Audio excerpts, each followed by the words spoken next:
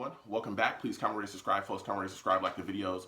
Also share the videos. I want to thank everyone that does like, watch, and share my videos. You folks are the absolute best. Listen, folks, there's a link tree down below. Has all of my social media, other YouTubes, my blog talk, radio page, my iTunes, my Twitch page. All that stuff is down there. Please go down there and follow all of those platforms across the board. I greatly appreciate it. I love posting content. Also on my social media pages, I love interacting with you folks. So again, please go down there and just follow me across all of my social media pages. Follow me across all of my YouTube pages. There's also a Susie G. Komen link down there as well. That's a link to my Susie G. Komen fundraiser page. I've joined the fight against breast cancer. Please go down there and donate to that page. That money goes directly to Susie G. Komen. We're just, again, bringing the fight to breast cancer, doing the best we can for breast cancer research and continuing to bring breast cancer and awareness. And if you can't donate, that's no issues. Just please go down there and, share that page across your social media so you can continue to spread breast cancer awareness, because we're going to beat this breast cancer. So I want to thank you folks for getting involved in those links any way that you can. Now with that put aside, I want to talk to you folks about the Jets possibly trading Quinnen Williams. I've seen a lot of reports and rumors swirling about the Jets taking calls, and Quinnen Williams' name is coming up supposedly in a lot of these calls from a lot of different teams, various teams calling about him, checking. I got a lot of people on my timeline saying, Joe, hey, what are your thoughts? Do you think that we should trade Quinnen Williams? And to me, I look at the situation and I say, if the price is right, yeah. If the price is right, dog, yes, I will deal him. And here's why. I don't think Quinnen Williams is a bad player. I just don't necessarily think that he's what we need. When he was originally drafted, I think a lot of people were expecting things out of him that he's just not built to do. People looked at him and started immediately comparing him to Aaron Donald, which I always tell people, stop doing that, especially with young players, because Aaron Donald, he's not a real person, okay?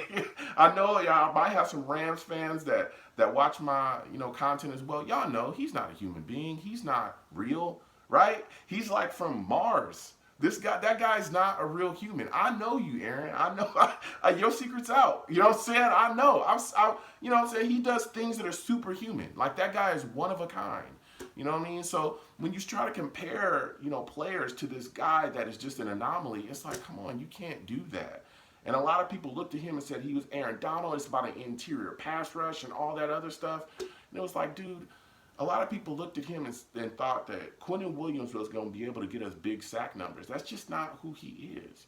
And even though I was telling people during the draft that there were other guys in the draft that I preferred over Quinnen Williams, because especially, Josh Allen, all these guys that were coming off the edge that were in the draft, people still continue to stick with this tag that Quinnen Williams was going to give us that type of production, and he has not.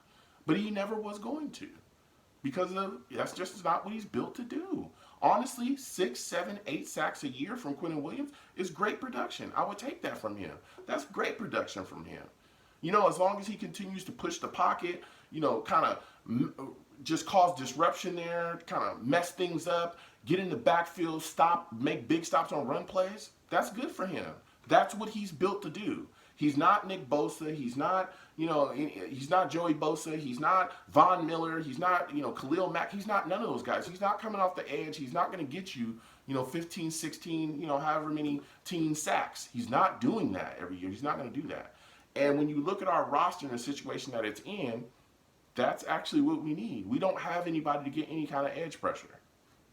That's been one of the biggest problems here for years. We have no edge rusher, no legit edge rusher at all. We all were hoping that Jordan Jenkins will provide that. That hasn't really worked out this season. Henry Anderson, we all talked about him providing that, but we didn't get that from him this season either. That's been the glowing issue, and Quinnen Williams was not a guy that was going to solve that. And so I think a lot of fans are coming down on him real hard, but that's just never who he was going to be. So if I can get something back for Quinnen Williams at this point, because honestly, the production that he's given us, we could get from another D tackle in a mid round, a second round, a third round, or something like that, or even free agency. We can get a lot of that production from other sources. So if a team is willing to call and give me a first round pick for Quinnen Williams, I'm taking it. If you give me a first round and some other mid round picks, I'm taking it.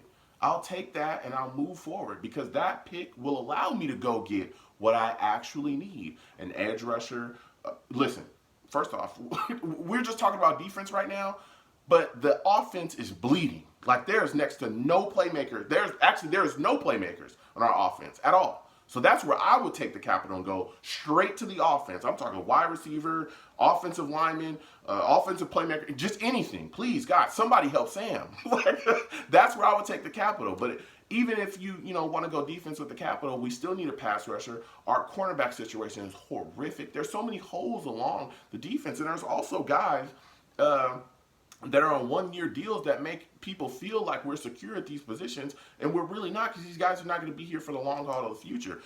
Perryman is a one-year deal guy, even though we've been dealing with injury issues and stuff like that. He hasn't produced much. He's still here. There's still a body in the seat. He won't be here. Jordan Jenkins is a one-year deal guy. Desir is a one-year deal guy. Hogan is a one-year deal guy. So when you have all these one-year deal guys, guess what? When the free agency comes, it turns into holes on your roster.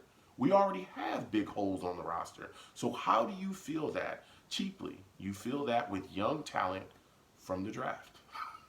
You know what I'm saying? So would I trade Quinnen Williams? The answer is yes, I would. Right deal, right team, I'm making the move. You know what I'm saying? And again, I don't dislike Quinnen Williams. I think he's a solid player, but he is not what we need. He isn't. And he wasn't what we needed in the draft either that year. He really wasn't. He really was not. But he is a good player.